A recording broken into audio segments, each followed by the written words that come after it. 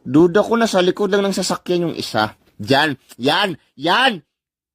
Ayusin mo na habang hindi pa mainit ang ulo ko!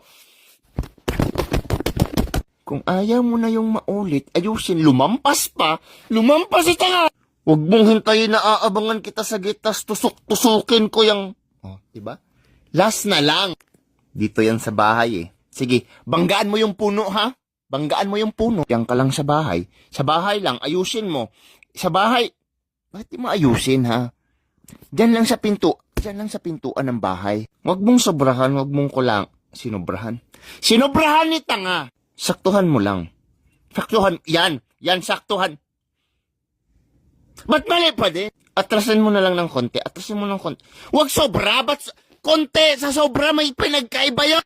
Ayusin mo. Huwag mo akong hayaan magalit. Di pa ako nagagalit kanina. O, di ba? Yan pala hinihintay mo eh.